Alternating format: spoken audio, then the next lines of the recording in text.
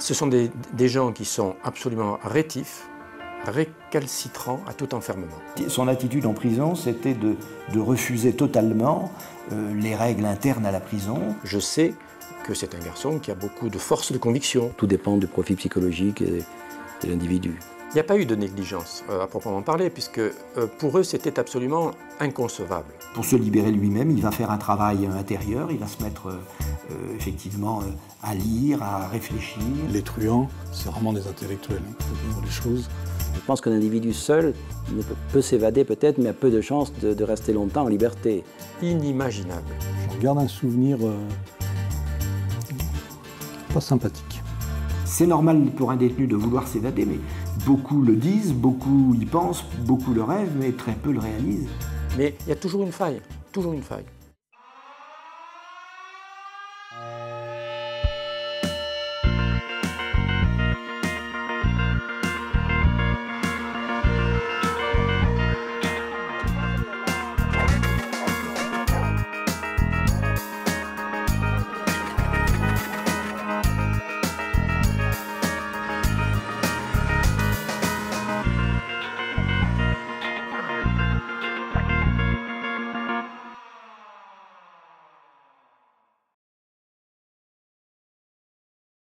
C'est en 1970 que Michel Vaujour a rendez-vous avec son destin. Jusqu'alors, il a vécu la vie insouciante des jeunes de l'époque. Il a connu, comme tous les enfants un peu fous de cette génération, l'extraordinaire mai 68. Pendant cet extraordinaire mois de mai, Michel Vaujour et Zabeth vont s'aimer dans cette espèce de liberté que les jeunes de l'époque avaient pu conquérir en narguant les parents, en narguant les institutions et en croyant poétiquement que sous les pavés de la réalité, il pouvait y avoir l'amour. Et c'est comme ça que Michel et Zabeth se sont aimés. Et puis, parce que c'est l'éternelle histoire des rencontres, ils se sont perdus de vue. En 1970, Michel Vaujour apprend que la toute jeune fille qu'il avait rencontrée à Paris, qu'il avait aimée, avait accouché d'un enfant de lui. Il se retrouve à Mâcon et là il renoue pour quelque temps une belle histoire. Et les deux jeunes gens s'amusent pour agrémenter la vie de tous les jours. Michel, de temps en temps, vole un véhicule, promène sa femme, remet le véhicule presque à l'endroit où il a volé. Évidemment, le réservoir est vide, mais le véhicule n'a jamais été abîmé. Un soir, plus distrait que d'autres soirs, après avoir volé une voiture, après s'être longuement promené, il gare la voiture devant chez lui. Et évidemment, ce qui devait arriver arriva. Les gendarmes n'ont pas de mal à retrouver le véhicule, à appréhender le voleur et à le renvoyer devant le tribunal. On peut dire qu'à ce moment-là se produit l'événement déclencheur qui va orienter comme un panneau de signalisation néfaste la vie de Michel Vaujour vers les impasses de la délinquance. Mais est-il le seul responsable? Entre-temps, Zabeth, et il l'ignore, a fait la connaissance du fils d'un commissaire de police. Michel s'attend, en comparaissant devant le tribunal correctionnel, à être condamné comme c'est l'usage pour un premier vol, quand le délinquant a un casier judiciaire, à une peine légère. On donne toujours sa chance de réinsertion à un délinquant primaire. Or, devant le tribunal correctionnel, les choses se passent très mal. Michel Vaujour est condamné à 30 mois de prison ferme. Une peine d'une sévérité inouïe. Qu'a-t-il fait pour mériter, contre toutes les jurisprudences, contre toutes les habitudes, une telle sévérité? Il va pendant des mois et des mois se poser la question. En vérité, Zabeth a rencontré le fils d'un commissaire. Bien évidemment, Michel ne le sait pas. Mais le commissaire, désireux de faciliter les amours de son fils, va intriguer auprès du président du tribunal pour obtenir une condamnation particulièrement sévère qui élimine pendant un certain temps Michel Vaujour du périmètre. D'où aussi une interdiction de séjour dans le territoire, c'est-à-dire le Mâconnais. Et voilà pourquoi Michel Vaujour se voit par l'effet d'un véritable trafic d'influence, par l'effet d'un trafic de notables, condamné à une peine sévère. Dans les années 70, le trafic d'influence, il n'y en avait pas plus, pas moins qu'aujourd'hui. De toute façon, c'est tout à fait ordinaire. Et à partir de ce moment-là, il s'est vraiment senti dans une situation d'injustice, et c'est ce qui a contribué à finalement le faire refuser d'accepter ses condamnations, d'accepter ses placements en détention, et c'est ce qui va lui donner cette espèce de force et cette volonté de ne chercher qu'à s'évader. Pour la première fois de sa vie, Michel Vaujour connaît la prison. À sa libération, il s'installe non loin de Fos-sur-Mer, dans cette cité chimique, où il va vivre quelque temps, paisiblement, sans se faire remarquer. Mais le souvenir de Zabeth le hante. Et le souvenir le hante d'autant plus qu'il a appris qu'il avait été victime d'une vengeance amoureuse organisée par les institutions.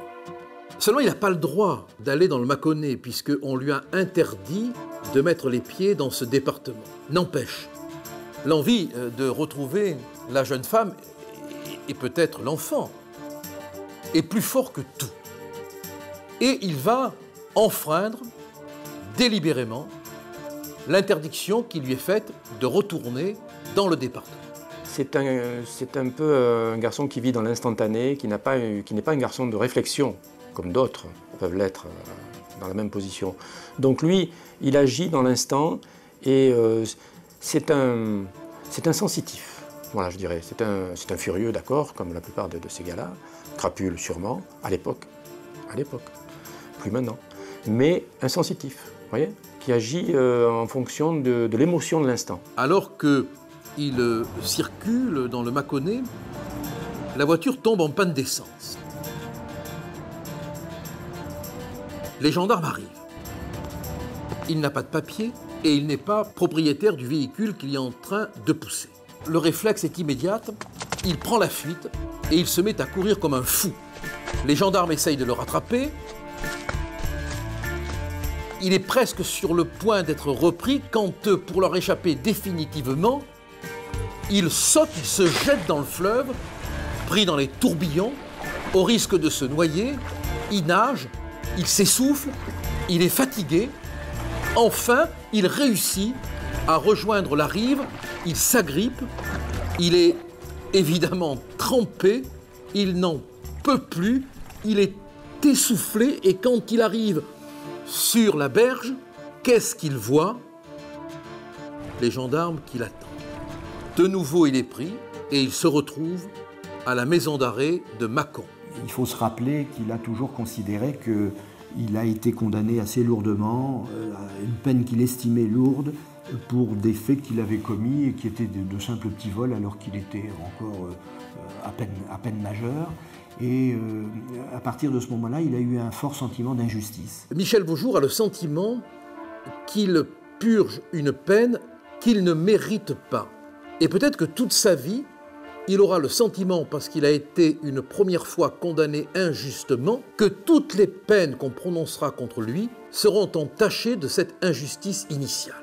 Alors il n'a qu'une idée en tête qui tambourine sur ses tempes, s'évader, s'évader, s'évader.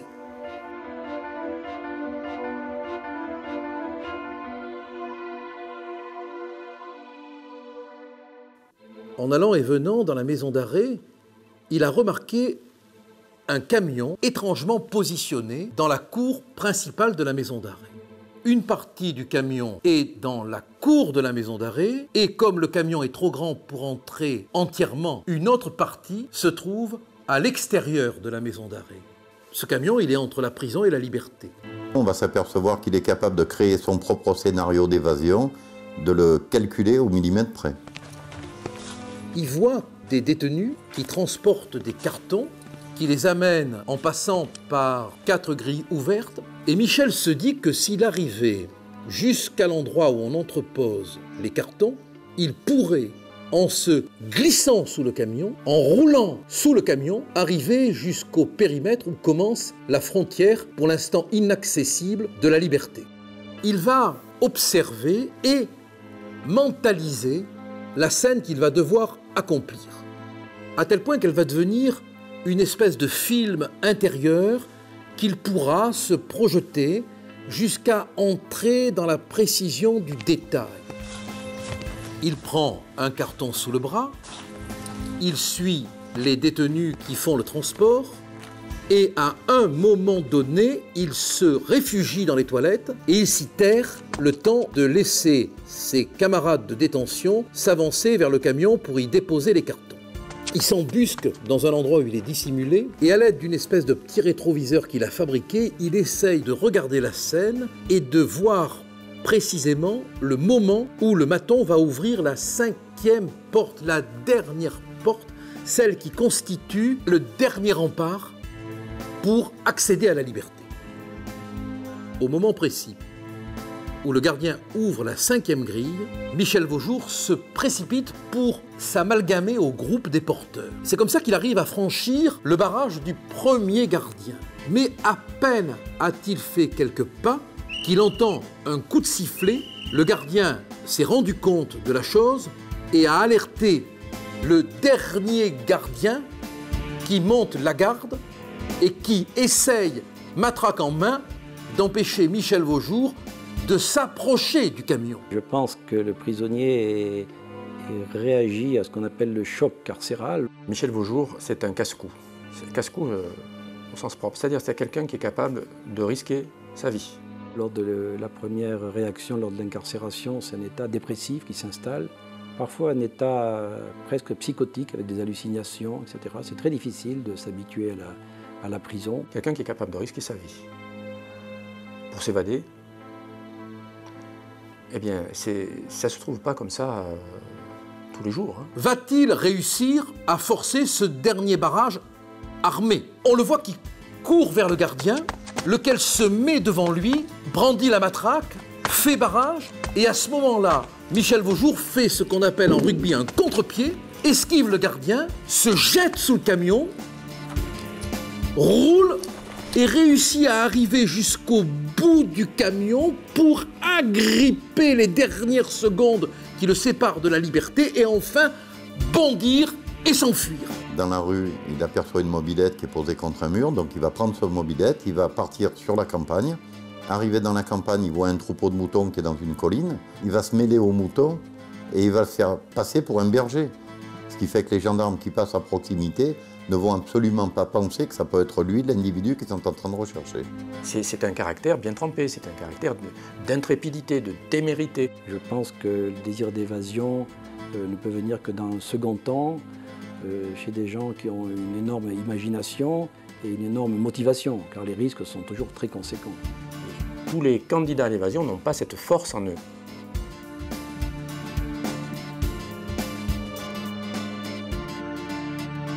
Donc il va réussir à passer entre les mailles du filet, il va aller à Châlons, chez sa sœur, et il va se mettre à faire des cambriolages pour vivre. Pas longtemps, parce qu'à la faveur d'un cambriolage qu'il va rater, il va, une fois de plus, se faire prendre. Et le voilà de nouveau incarcéré. Cette fois-ci, dans la vieille prison de Châlons. Et il s'y installe avec, de nouveau, les mêmes idées en tête. Comment s'évader? De sa cellule, il voit une cour intérieure, 4 murs de 12 mètres de haut. Il décide, malgré tout, malgré les difficultés, de tenter le coup. Je pense qu'il est très difficile de prévoir et je pense que c'est pour cela que beaucoup d'évasions réussissent, car l'administration n'a pas pu les prévoir. Et je pense que le génie humain est tel, je le disais, qu'il y aura toujours des évasions. Même si l'on construit aujourd'hui une prison à 100% sûre, dont le ministre X dira « mais c'est formidable, ils ne passeront pas un doigt dans un trou de souris », vous trouverez toujours des gens de la trempe de vos jours pour justement trouver la faille du système et s'y engouffrer. Les futurs évadés s'adapteront au système et auront toujours un temps d'avance.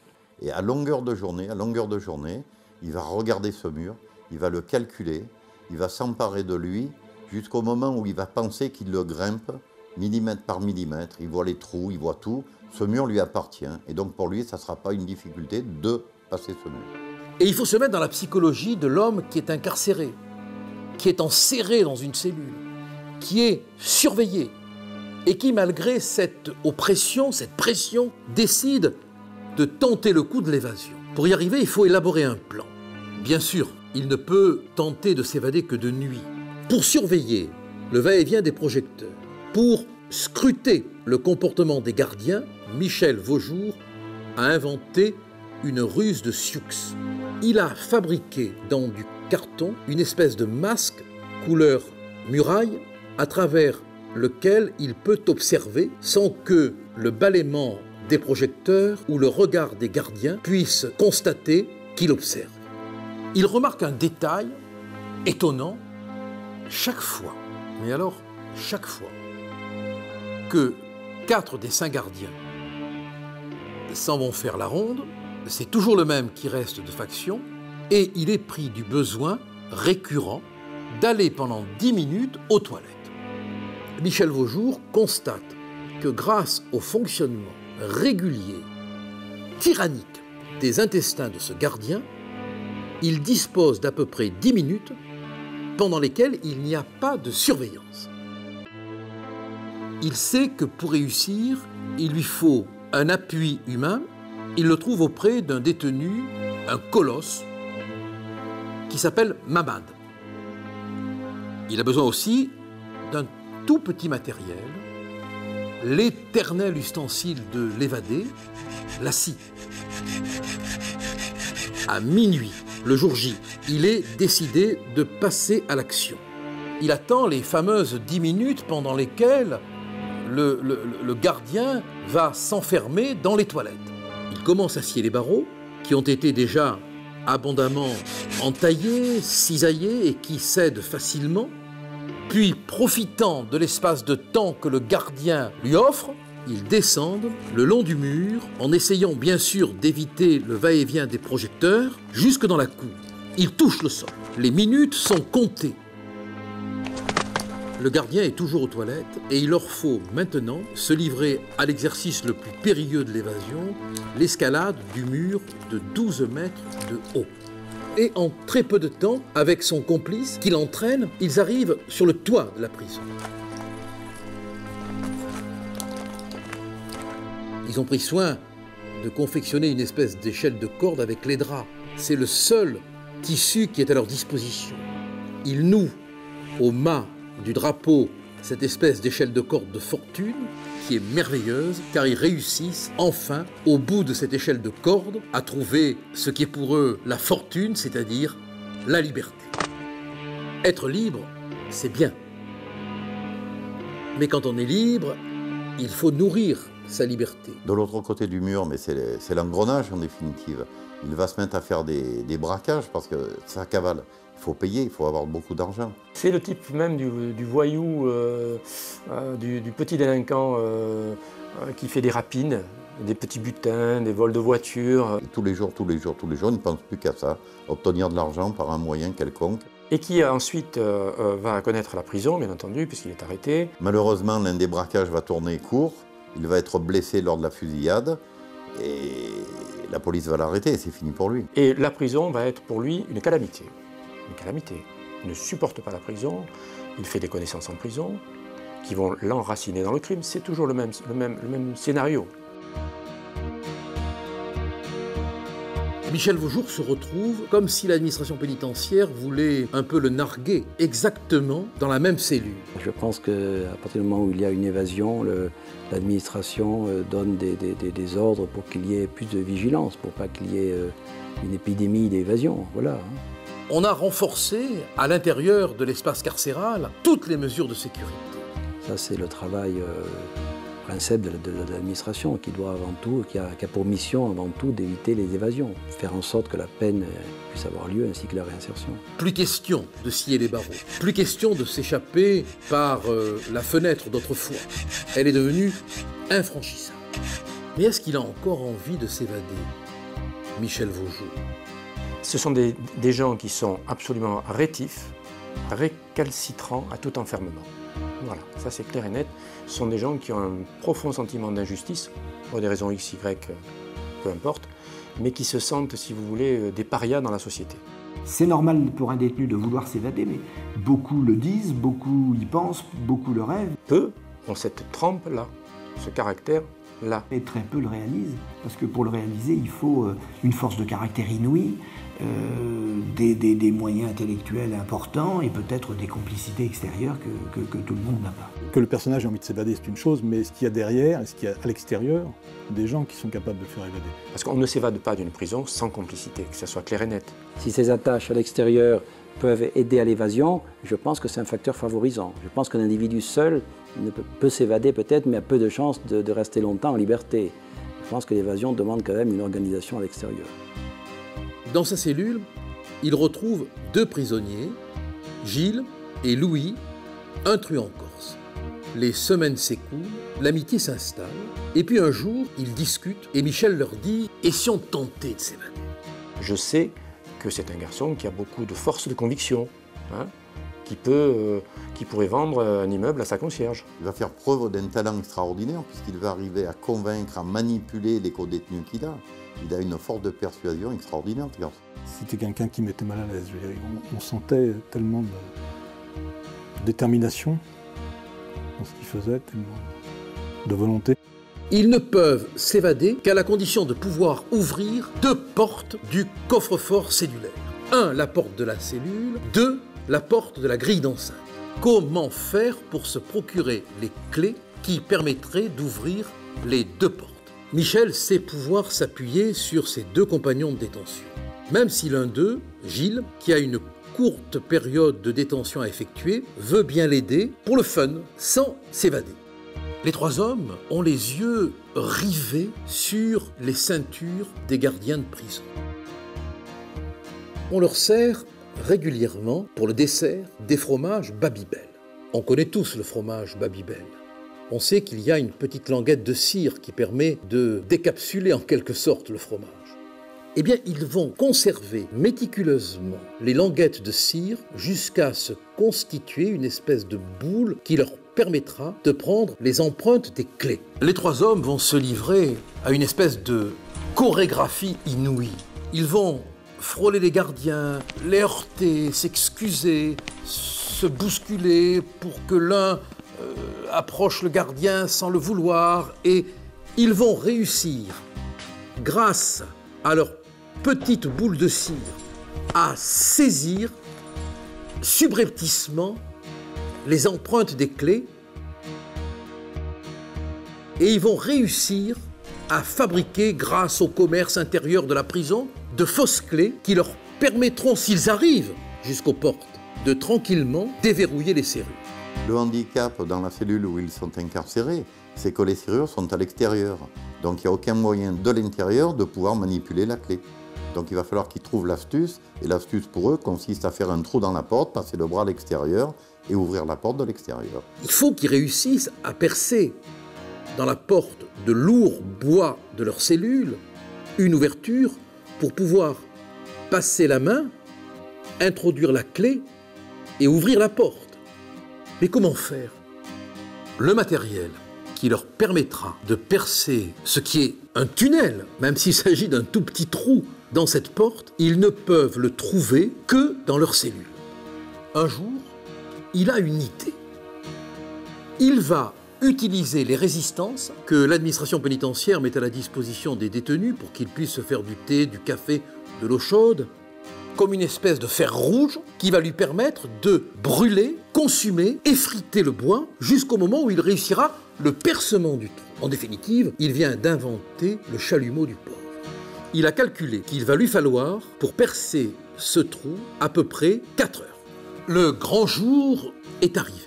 Pour s'assurer qu'ils vont intervenir au bon moment, il faut pouvoir observer le comportement des gardiens. Michel connaît la technique.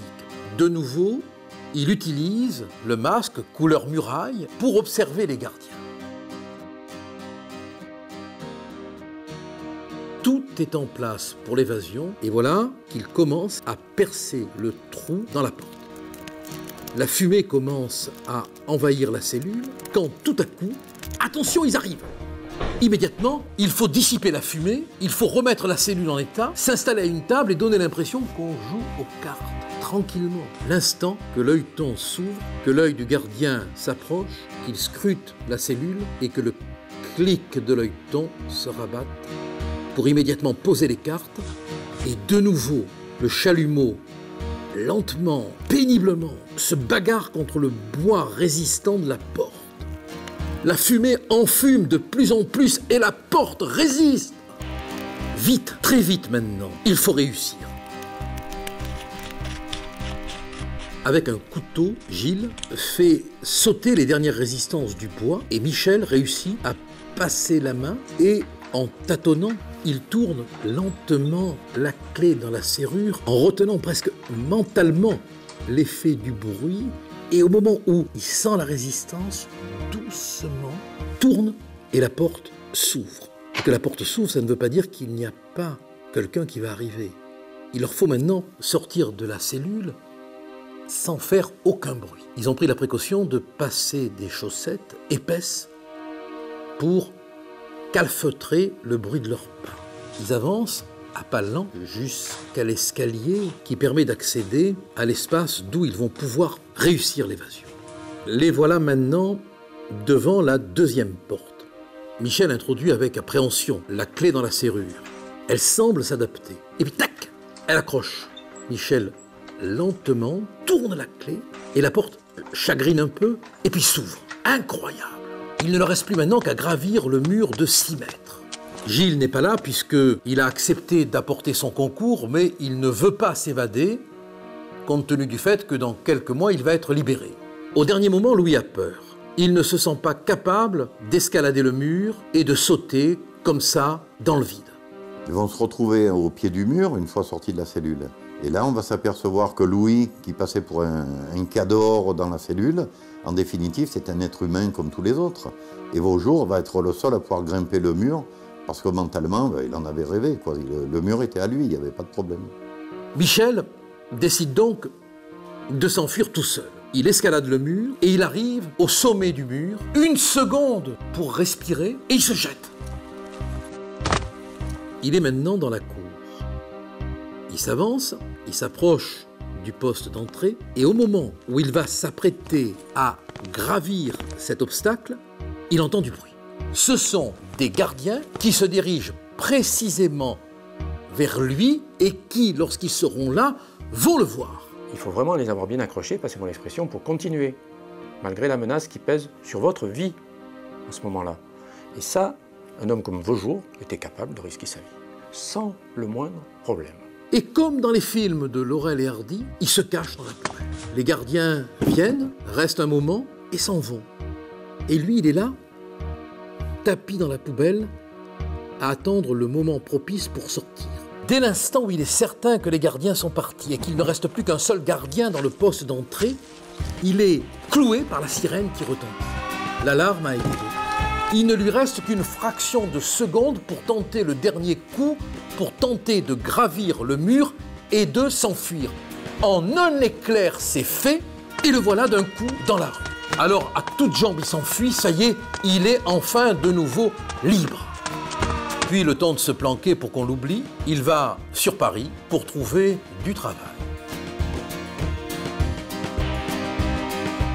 En fait de travail, il retrouve son travail habituel. Il va faire des braquages. 2 braquages en un mois. Il va se faire arrêter. Et en définitive, les qualités pour une évasion ou pour un braquage ne sont pas du tout les mêmes. Bon, il faut du courage dans les 2 cas, mais ce n'est pas tout à fait la même réflexion. Alors, quand je l'ai rencontré pour la première fois, il était détenu à la maison d'arrêt de Fleury-Mérogis, en QHS, puisque nous étions en 1981 et que c'est le garde des Sceaux, Robert Badinter, qui supprimera les QHS quelques mois après. Et quand je l'ai rencontré, on refusait qu'il puisse se déplacer à l'intérieur de la maison d'arrêt, même pour venir au parloir avocat. C'est l'avocat qui traversait toute la prison pour regagner le quartier de haute sécurité, et c'est là que j'ai pu m'entretenir avec lui. Je dois dire que c'était particulièrement impressionnant, dans un endroit parfaitement isolé de la maison d'arrêt de Fleury-Mérogis, où il n'y avait aucun bruit, très peu de détenus bien sûr, plus aucun bruit de la vie qui existe dans une prison néanmoins. Aux heures des repas, il y a les gamelles qui circulent, il y a les autres, on entend les autres prisonniers, ceux qui se déplacent pour aller en cours de promenade. Là, on était vraiment dans un endroit confiné de la lumière dans sa cellule 24 heures sur 24. L'hypothèse qui dit que plus il y a de sécurité, moins l'évasion est possible, plus il y a de suicides, c'est une hypothèse réaliste. Car effectivement, quand il n'y a plus aucune possibilité de sortie anticipée ni d'évasion, le désespoir peut gagner. Je me souviens qu'à l'époque, les médecins avaient diagnostiqué, parce que sa période en QHS avait été très longue, avaient diagnostiqué des risques pour sa santé si ce mode d'enfermement était poursuivi. Et en définitive, sa haine pour la société, elle va augmenter et il va redoubler d'ingéniosité en disant que je n'ai pas été bon la première fois, mais là je vais m'évader et je vais calculer beaucoup mieux. Il n'a trouvé qu'un moyen pour oublier la dureté de son sort, l'activité physique. Il fait des pompes, il court, il se dépense. Et puis un jour, après qu'il s'est fait une entorse et qu'il lit, il ouvre un livre de yoga. Il va s'initier à cette pratique intérieure et extérieure qu'est le yoga. Mais il ne se cachait pas que lorsque je lui demandais comment vous avez bientôt une audition, c'est un juge d'instruction, comment comptez-vous vous expliquer, qu'est-ce que vous comptez dire, il était tellement bref pour expliquer comment il allait se défendre et répétait sans cesse que de toute façon il n'avait pas de compte à rendre à la justice et que lui son seul objectif c'était de s'évader. C'est la cour d'assises. Michel Vaujour y comparait pour y être condamné à 15 ans de réclusion. Donc je l'incitais tout de même, tout en lui disant oui, d'accord, vous allez vous évader, mais je l'incitais tout de même à préparer sa défense, puisque finalement c'est mon rôle d'avocat d'essayer de limiter le quantum des peines, puisqu'effectivement le quantum qui allait s'accumuler, dont on sentait très bien qu'il serait très important, le privait un peu de tout espoir de sortie, en tout cas dans un délai raisonnable. Sous le poids de cette détention, il se produit en lui une transformation qui est probablement le prolongement de son initiation au yoga. Il se rase la tête, il cesse de fumer, il dort comme ses initiés à même le sol et il se revêt, comme disaient les anciens occultistes, du manteau méditatif. Il se plonge dans le silence, la méditation et il devient un monde à lui tout seul.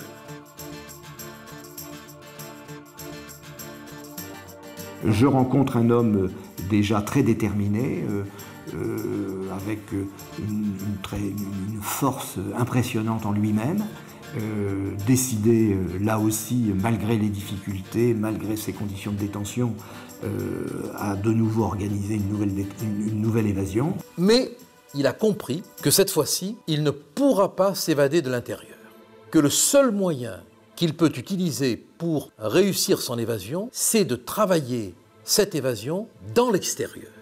Michel Vaujour va s'évader du palais de justice de Châlons alors qu'il est auditionné par une juge d'instruction.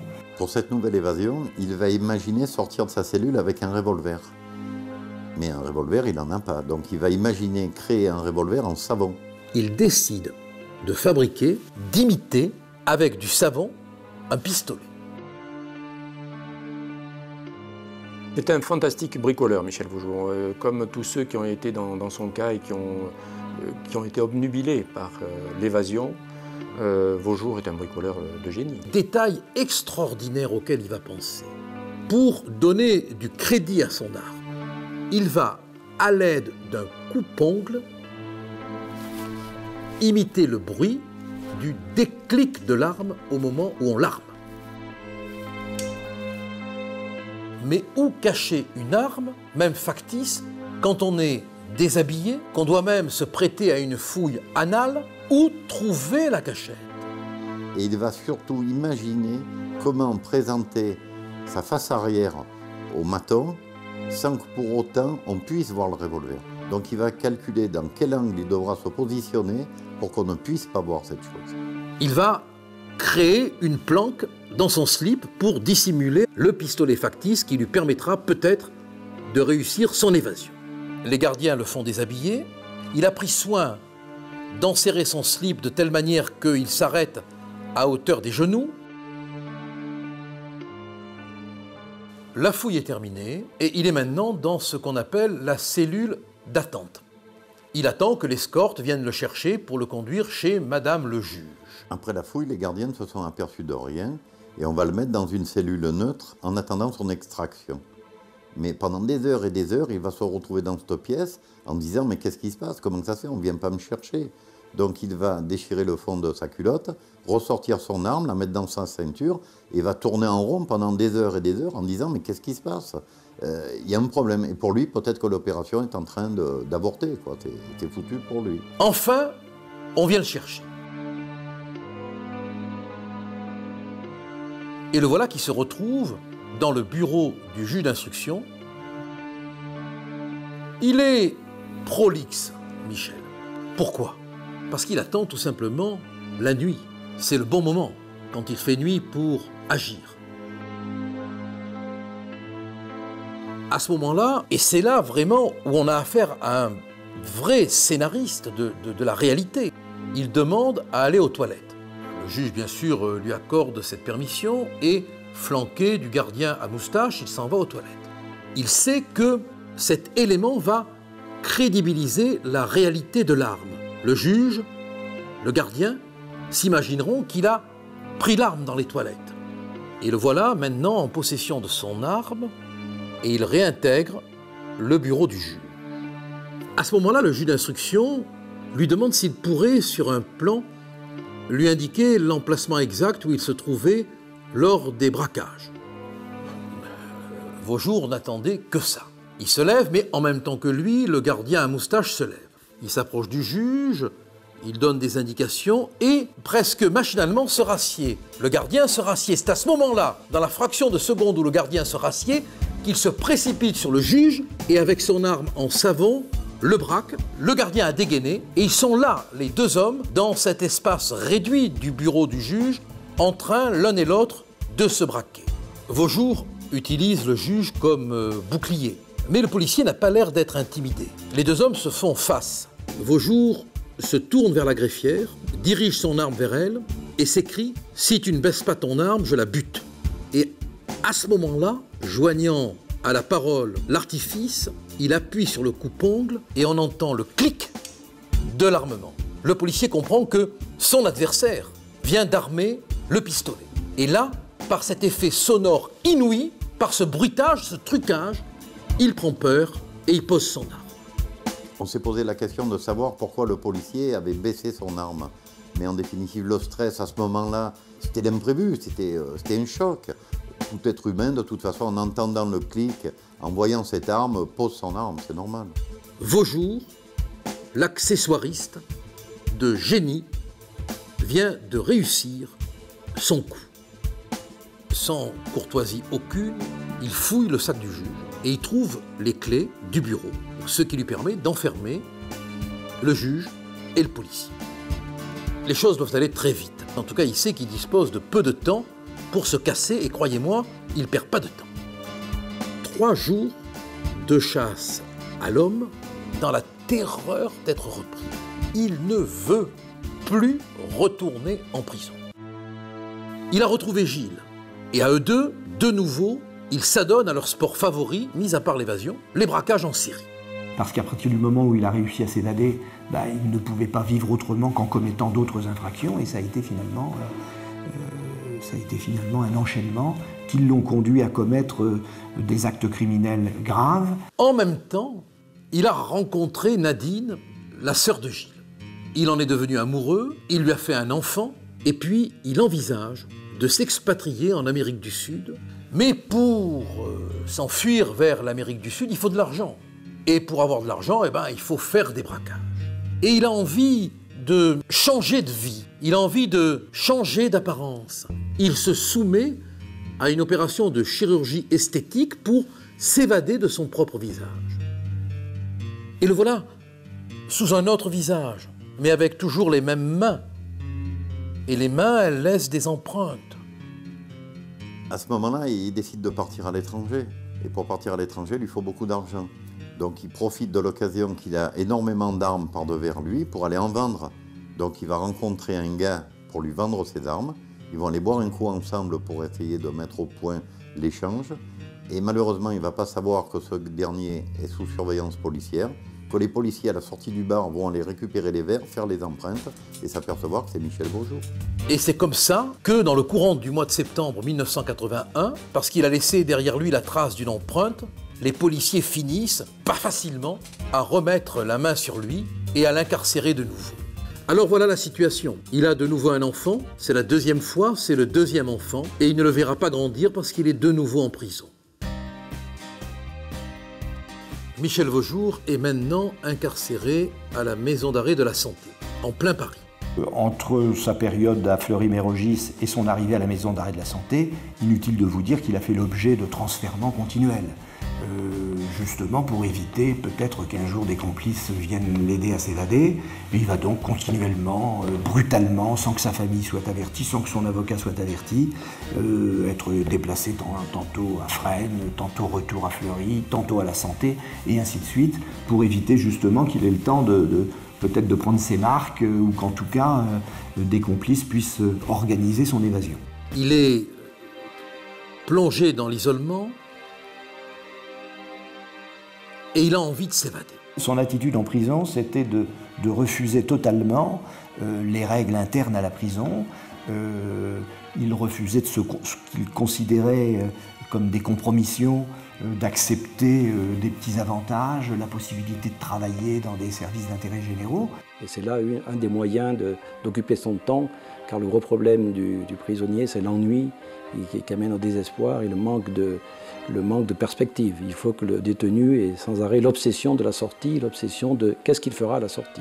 Il se renfermait lui-même, exigeant la plupart du temps d'être à l'isolement pour se trouver seul en détention, pour pouvoir s'entretenir physiquement en faisant de la gymnastique, pour se maintenir en forme physique, puisque je vous rappelle que son seul objectif à ce moment-là, c'était à peine de se défendre dans les procédures, mais c'était de s'évader. Et puis pour passer le temps, eh bien, il s'enrichissait en lisant, ce qui lui permettait de passer le temps, et ce qui lui a finalement servi beaucoup par la suite, puisque ça lui a donné une richesse intérieure qu'il a su entretenir et développer.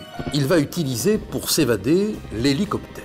Mais pour utiliser un tel matériel, il faut de l'argent. Alors il compte sur l'aide de Gilles, qui accepte d'attaquer un fourgon blindé pour récupérer les fonds nécessaires à l'organisation de l'opération. Malheureusement, lors de l'attaque de ce fourgon blindé, Gilles est tué. Ce décès va causer une souffrance brûlante à Michel, qui va se sentir en même temps responsable de la mort de son aîné. Est-ce pour autant que les idées d'évasion vont être abandonnées?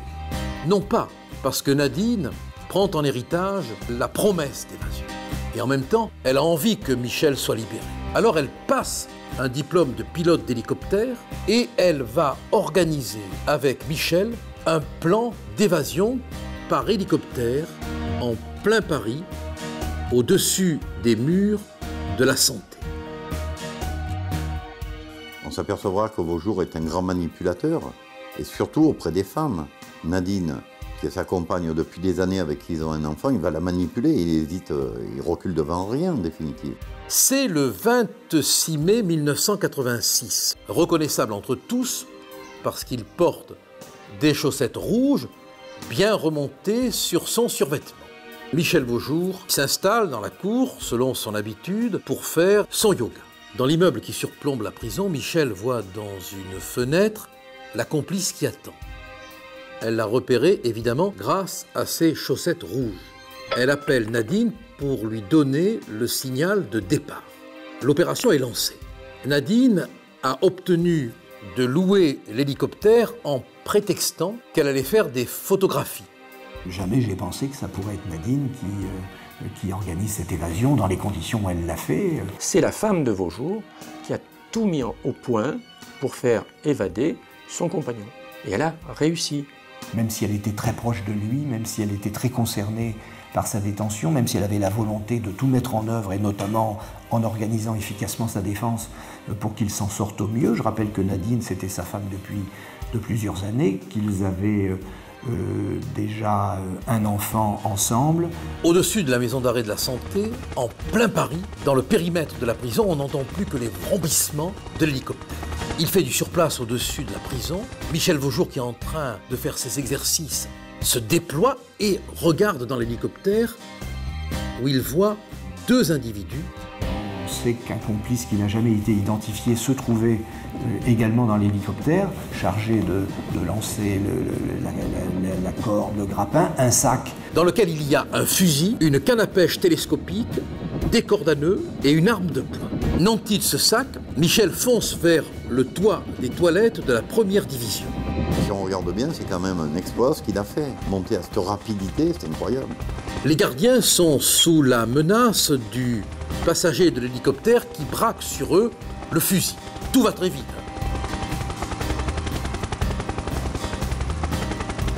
Il arrive sur la cheminée du toit de la 3e division, point de rencontre qui a été défini pour assurer l'amarrage de Michel à l'hélicoptère.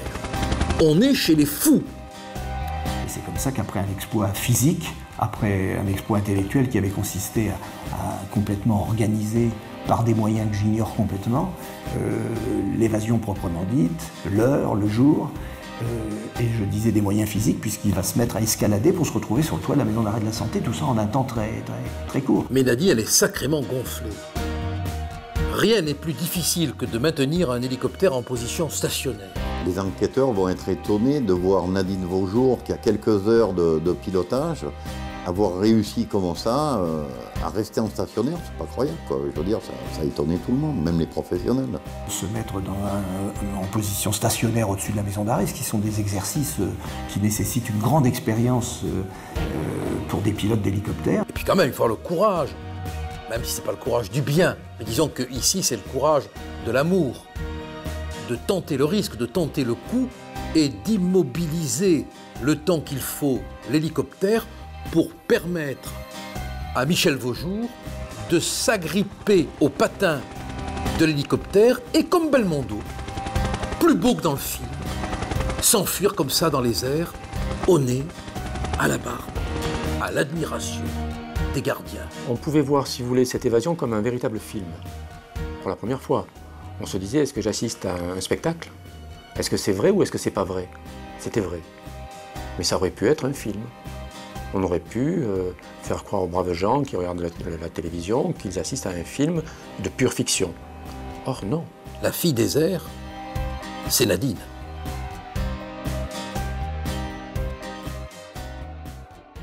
Michel a retrouvé la liberté, mais c'est la liberté des braqueurs. Et de nouveau, il s'organise pour faire un braquage. À l'époque, les enquêteurs pensent qu'il est parti à l'étranger. En réalité, il restera en France. Il partira à la campagne, louant une ferme, je crois, c'était un peu son rêve. C'était en tout cas les rêves qu'il m'expliquait lorsqu'il était détenu. Et malheureusement, il va être de nouveau arrêté 4 mois après, en train de commettre un braquage dans le 20e arrondissement de Paris. C'est le braquage de trop, et il va se prendre une balle dans la tête. C'est fini pour lui. Et il devient hémiplégique.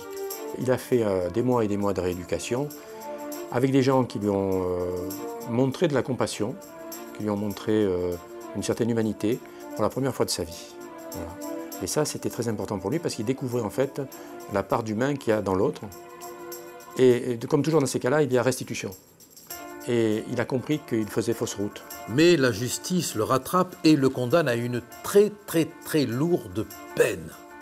Mais au cours du procès, comme quoi les pires moments peuvent être aussi les meilleurs, il a repéré dans l'assistance une jeune femme particulièrement belle. Elle s'appelle Djamila. Une nouvelle relation s'installe entre Djamila et Michel. Djamila, à son tour, décide de faire évader Michel par hélicoptère. Le plan est beaucoup plus compliqué et beaucoup plus agressif. Il s'agit de prendre en otage un pilote ou le directeur d'un centre héliporté et de l'échanger contre Michel. C'est vrai qu'il s'agissait d'une évasion, c'est vrai qu'il s'agissait d'une prise d'otage, mais enfin, c'était aussi un geste d'amour d'une toute jeune femme qui n'avait jamais été condamnée, qui était étudiante en droit, enfin, qui espérait devenir juge ou avocate, enfin, bon. Djamila, très vite, va se faire arrêter et sera condamnée quand même à 7 ans de prison. La manipulation, pour lui, c'est pathologique. Maintenant, il ne pense qu'à ça, à manipuler les gens pour sortir de là où il est. Maintenant, les conséquences de savoir qu'en définitive, il va ruiner la vie de ces gens, ça ne l'importe pas. C'est fini, c'est maladif. Bon, est-ce que ça va continuer comme ça? Elle purge une partie de sa peine et elle en a marre, elle aussi. Elle en a assez de cette vie qui passe de l'évasion à l'arrestation, de l'arrestation à l'évasion. Jusqu'à quand ça va durer ?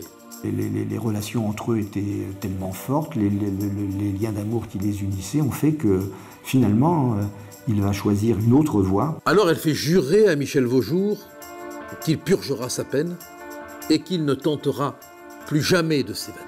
Eh bien, il va se libérer lui-même cette fois, en mettant tout en œuvre pour devenir un détenu modèle qui va bénéficier de remises de peine incroyables qu'on ne pouvait jamais espérer, qui sont peut-être uniques en France, tant il a su donner des gages de possibilités de réinsertion. La justice, pour une fois,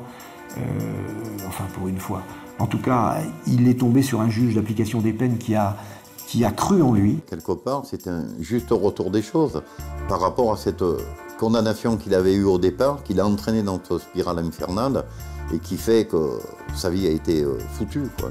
Il démontre là que pour une fois, on a eu raison de lui faire confiance et qu'apparemment, il n'y a plus de difficulté avec sa réinsertion. Après quand même de longues années de détention, il retrouvera la liberté, s'installera pour vivre aux côtés de Djamila et connaîtra enfin une vie tranquille.